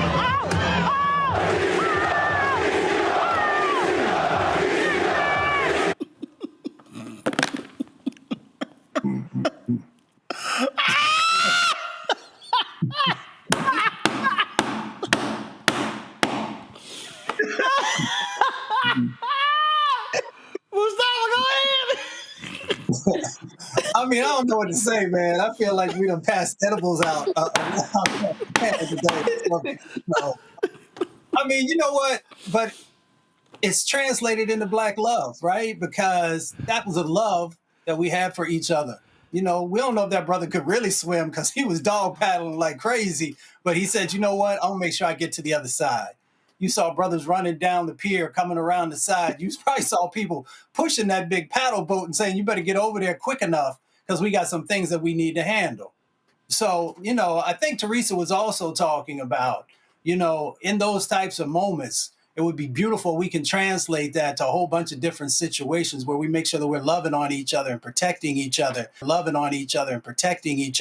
and making sure everybody understands that you're not going to come for our community, because if you do, we're going to stand in solidarity. So, yeah, it's funny, but it is also an opportunity for us to make sure that we understand that we don't have to be separated. We don't have to take a whole bunch of mess from folks, and that we can make sure that real change happens inside of our community. Sometimes we got to do it by throwing some hands, but hopefully most of the time it is because we are using our brains and being strategic and making sure that we are utilizing our power.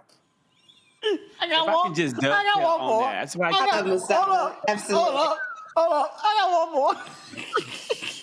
My name is Point of View, and I'm joined today with the chair from what many are calling the Montgomery Riverfront Brawl. Let's take a look.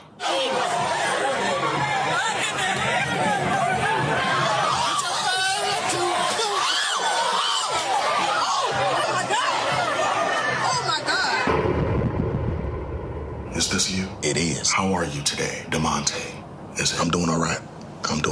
I'm just happy to be on the right side of history, man. Care to tell us what happened in Montgomery? Man, I was smoking a blunt, thinking about the pussy I was gonna get later. Had a date with this bad bitch from IKEA. Thick ass, 3-seat sofa from the clearance rack. Not 2, 3. 3 seats, nigga. That's a thick bitch. Thick ass bitch. So I'm minding my business, thinking about her big burly ass, when this black security guard politely asked these white people to move their punk ass boat so that the riverboat could dock and the patrons could safely get off. What happened next? The white people ain't take too kindly to the request and started jumping the black security guard. Next thing I see is black Aquaman swimming across the river to help the security guard. And that's when you jumped in. That's when I whispered to one of the niggas next to me and told him pick me up. Why'd you do it? You know, a lot of people look at me and assume I'm white, when in actuality, I'm just white passing, and I just saw an opportunity to use my privilege as a super duper light-skinned nigga from Alabama. Thank you for joining us, and thank you for your service, DeMonte. The pleasure is all mine, man. If you'll excuse me, I gotta go bust open. You know what? Remember, Clint Eastwood did talk to a chair at the Republican National Convention. Maybe that was the chair he was talking to, Teresa. The light-skinned chair. With a do-rag. It had on a do-rag. And Air Force One. In black. The chair's name was DeMonte Bottom Holder. That Trey Melvin, that was brilliant. We need a creativity award, Roland. I'm gonna close. The Black Star Network's Creativity Award. I'm gonna close this out with a white guy's take on this. Alabama riverboat fight, greatest piece of cinema I've ever seen. Honestly, some of the best action sequences all around. When that security guard is being 8-on-1 by the shirtless rednecks, and then a dude jumped into the water to swim across from a boat to the dock to even the odds. He sees 8-on-1, and he's like this one security guard having the shit beat out of him by shirtless rednecks. One of them came running in and gave a fucking running knee in salmon shorts. Like, these are bag of shit, shirtless, drunk rednecks attacking a lone black security guard. And this one dude jumps in and swims across. The crowd reacts the same way in Avengers Endgame when you hear Falcon go, "On your left," and the portals open. The crowd watching this just went, "Oh my God, we can be involved too." And it goes on 8-on-1 to like 46-on-8. And then a dude has a chair. He's just smashing people. It's like the Hulk. He's just smashing people with the chair. They all deserve the belt. Everyone deserves the belt. Even the shitty cops, because the cops are like, I kind of don't want to stop this. They're like, when chair dude gets the one shot on the down lady, they're like, okay, we have to arrest you on camera. And they're mad about it. They're like, damn, dude, you were so cool until you hit that lady as she was down. Until that moment, they were like, oh, no. But yeah, greatest fight I've ever seen. It's a little bit on TikTok, but it's go to YouTube for this one. Alabama riverboat fight.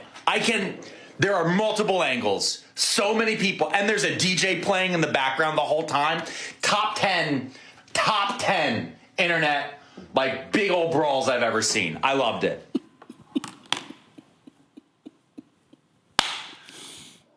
Anything else? Black Star Network hosts the Creativity Awards. Black Star Network, SmackDown 2023. Hey. When black people come together in unity, it truly is a love song in solidarity. That was just, Okay, one more. Montgomery, Alabama, boat brawl. Yes, sir. I love it.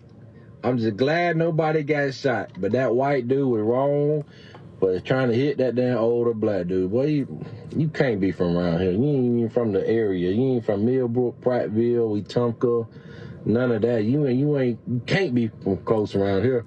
Swing on an older dude and an older black dude in Montgomery, the Gump, because you stupid as fuck. You got everything you deserve. And to all them older white folks, it was not the black folks starting this shit. That white dude started that shit, and then black folks ended that shit. Give a damn how you look at it, how mad you get. Them folks didn't start that shit. Them folks put a full-on ass whooping on them white folks. Then that dude with the steel chair, I fought with you. I know you watched wrestling growing up. And then he hit that white lady, and I heard somebody in the background, I think they said, and that was for slavery. Yes, sir. Hey, I bet you don't go back over there doing that dumb shit. Hell to the no. Them boys in Montgomery do not play. They do not fuck around. I'm just glad it was just a fight and it wasn't no damn shooting, because usually them young boys over there would chop your ass down. Broad daylight. Don't give a damn who's around. You got lucky. You're supposed to be catfish bait. So y'all don't be trying to shut shit down downtown Montgomery now, cause thinking folks, man, it was the white folks. The white folks started this one. The white folks did that now, and they got their ass whooped. Can't get mad about it. Hey, They started it, but goddamn black folk put an ass whooping on this motherfucker, boy. And that dude that swam that goddamn river to get over there, I think that was him in the end. That motherfucker was swinging so goddamn fast, boy. He was tattooing that motherfucker on that ground. So, ooh, that young buck, get it, young buck, get it, goddamn it. Them motherfucker will fight, boy. That shit was too funny. Don't take your ass back over there on that dumb shit, stupid ass, boy.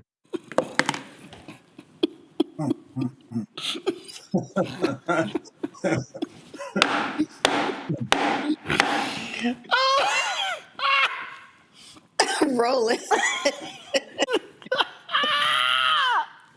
And that's why we got black on media. Because this, you will not get this on MSNBC, CNN, Not at all. Fox News, ABC, NBC, CBS. You might get it on Fox News where they say it's Yes. My heart is full.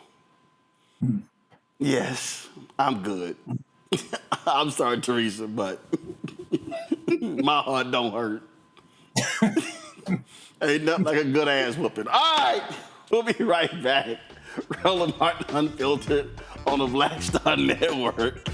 Hashtag team whip that ass.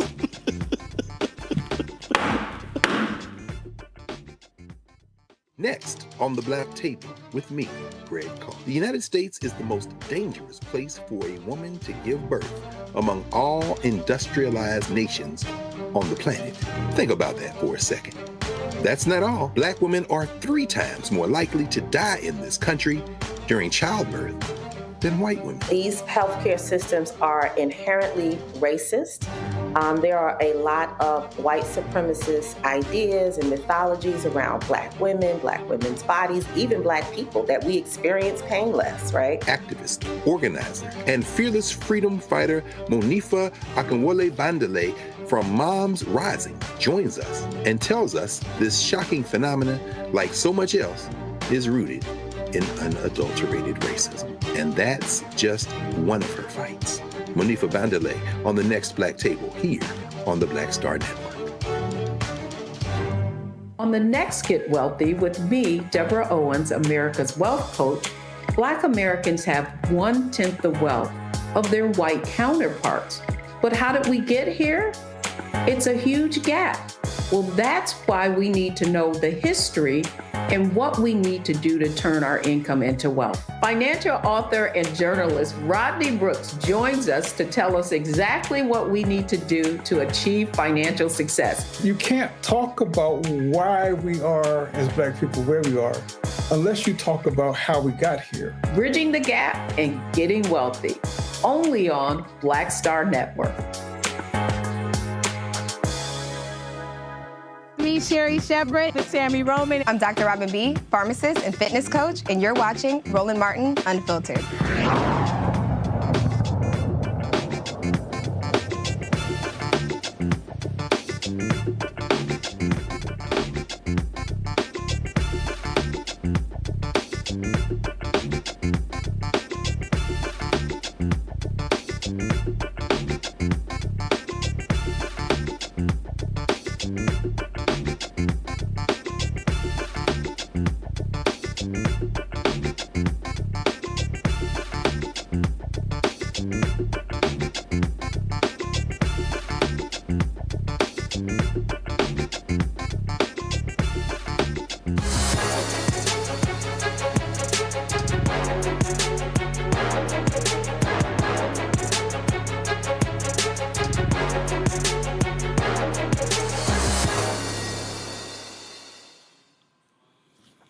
Folks, you go to shopblackstarnetwork.com. You'll see a number of products, of course, owned, started, founded by African Americans. Well, our guest today is called Epic Everyday. They got a lifestyle brand. They've got backpacks and other sort of bags as well.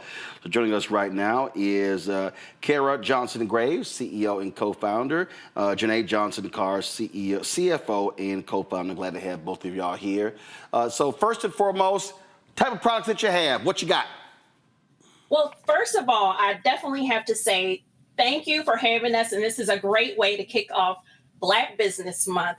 So we are Epic every day. We have tons of accessories, apparel, home goods for children that are historically excluded. We want to amplify and affirm those children to feel seen, celebrated, valued, and visible. And so what are the products? So you've got lunch bags, you've got backpacks. What else do you have? We have all kinds of things. Janae, would you like to go down the list of a couple of things that we have? Sure. We have sweatshirts for the family, not just for the kiddos.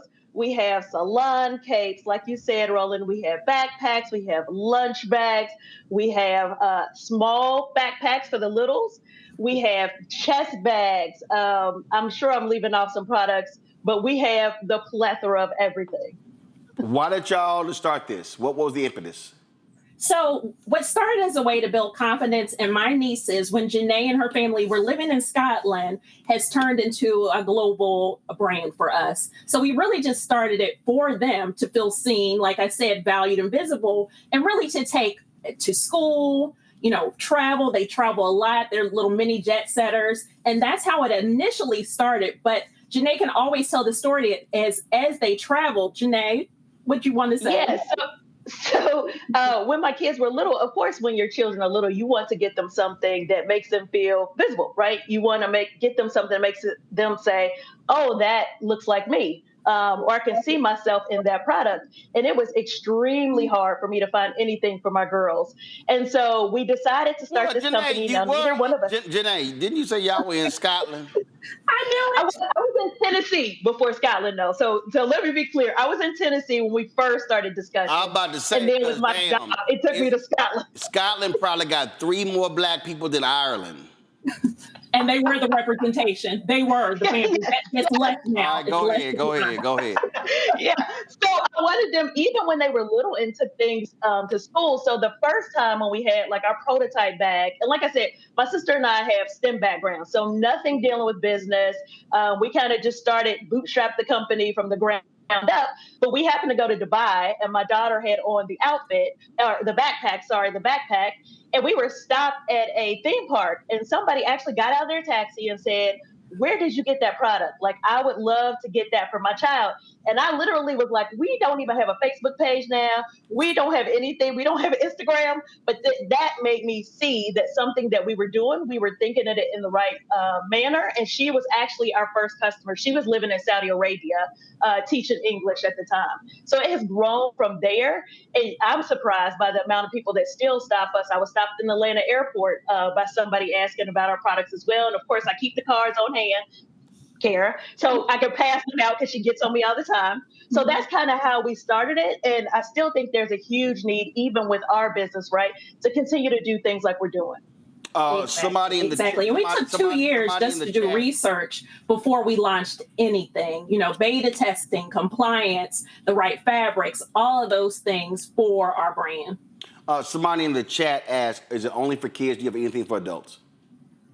No, we do have products for adults as well. So we do have sweatshirts for the family. I wish I'd have brought mine today, but I was trying to be bright on camera. But we do have other products. We have, like I said, the chest bags. I carry my chest bag around with me.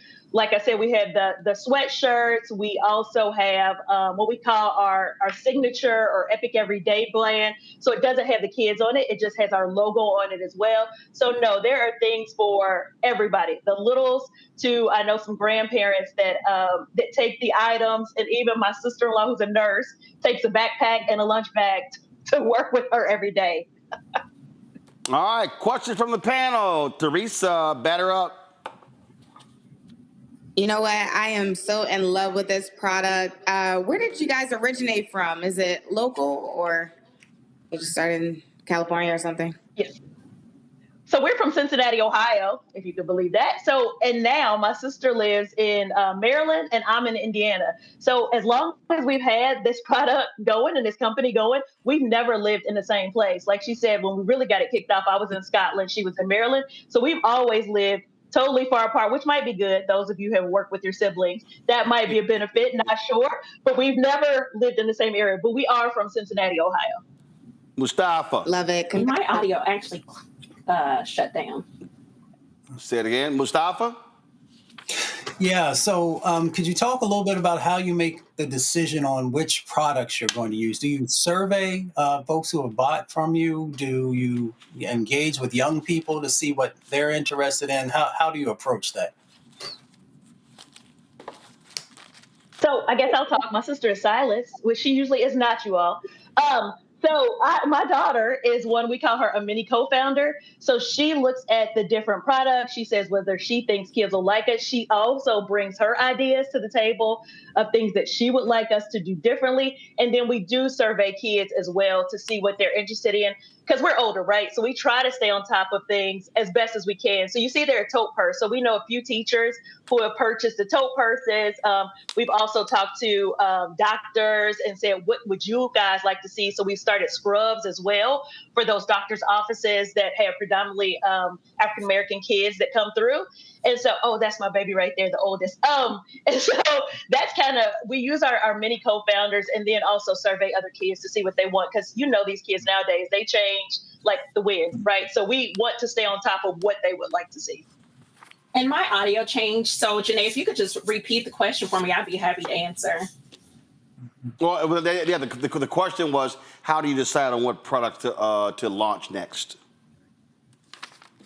That was the question. And I answered it, Karen. You're good. Yep. Okay. Zachary. I'm buying a day, okay? I'm buying a day. I got twins. We got twins here in the Kirk family. I got a niece and a nephew. They just started back to school in Mississippi. And this is something they're going to love. We're going to buy one for these little baby Virgos rolling out here. They're going to get it for back to school. Going to fill the backpacks up with stuff I know they're going to need. One of them loves to read. He'll get books. Boy twin, girl twin, don't like to read, hate to read. Pretty much hate everything with school, so I got to figure hers out because I do want her like some bows and because she like pretty stuff. So we're going to figure that out. But I'm really happy to see it. And I want to know, do you work with young kids? Because, you know, this is one great Roland, thank you for providing the marketplace and providing the exposure. But when we could get this out to kids, like little ambassadors who buy the product, then they share the product out there and we kind of get it going, because this is something I want to see shared with more of our children. They need to see themselves represented in these types of products to feel good about school and what they're doing. Agreed. So first of all, thank you for that. My husband is from Mississippi, by the way, so shout out to Mississippi. And so, yeah, thank you for that. And we have talked about brand ambassadors. And so that is something we're looking at, because our thing is we want to get it out to as many people as possible, right? And like I said, we're just trying to figure this out because we don't have business backgrounds. I'm an engineer by trade. My sister was in medical technology and worked in an oncology hospital for quite a few years. And so we don't have the background. So we are always ears to the ground, seeing what will help us get our word out there. Yep, listening to customers to make sure that what they see is what we have for them. So a lot of our products actually were taken from ideas from, influencers, from parents, especially. We always, every stitch is created with love for our community to make those connections.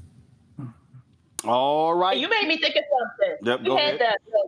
The kids were talking about washing their hair, and I think the gentleman that just asked the question, he has a girl, so you know how that can be painful sometimes on wash day with little girls. And so we do have the hooded towels that we started using as well, and things like that. So we got that because kids were saying, oh, we want something when we go, wash our hair, we want something. And so we came up with a product like that as well. As well as the salon capes. That was just an add-on for that worry-free wash day to make sure that they feel, seen and celebrated. So the characters too are something that Janae's girls, when they were little, would point to different characters and say, I think I want this hairstyle this time, or this hairstyle. So it's a community. It's building self-love on every single stitch.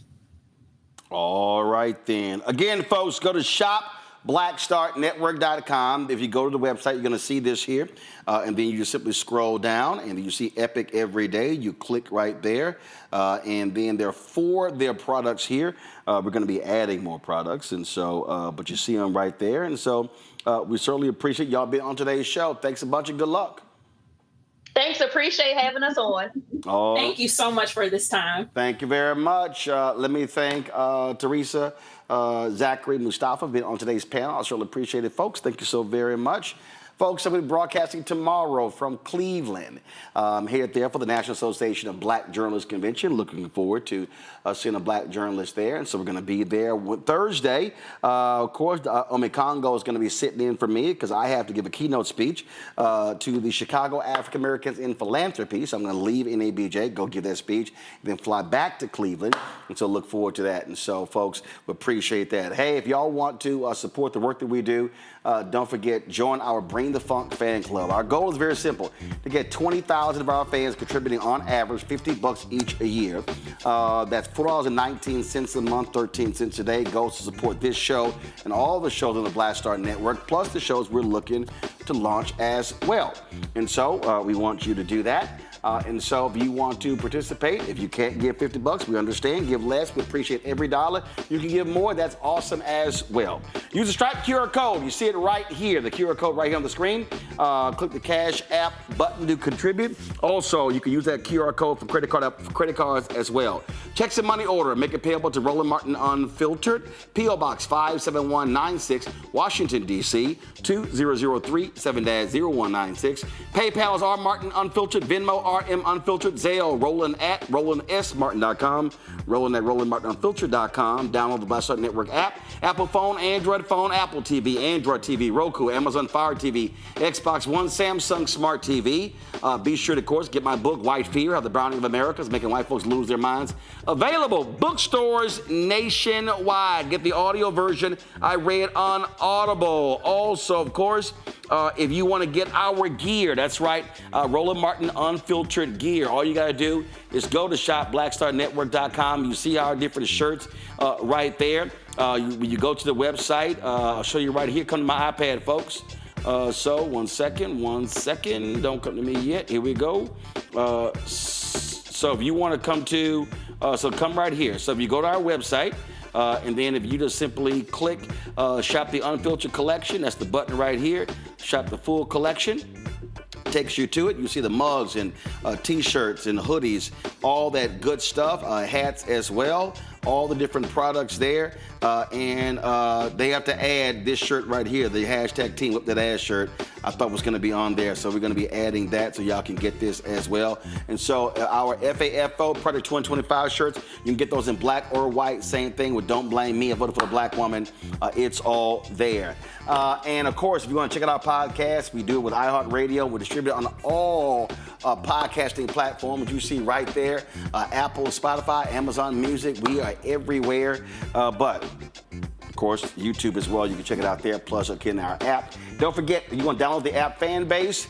We want to support that app. Of course, black-owned app, Isaac Hayes III. And if you want to invest, they've raised $12.7 million. The goal is $17 million. The Series A fundraise. For more information, go to startengine.com/fanbase. Startengine.com/fanbase. Folks, that's it. I gotta go pack. I'll see y'all tomorrow right here. Roland Martin Unfiltered on the Black Star Network. Holla!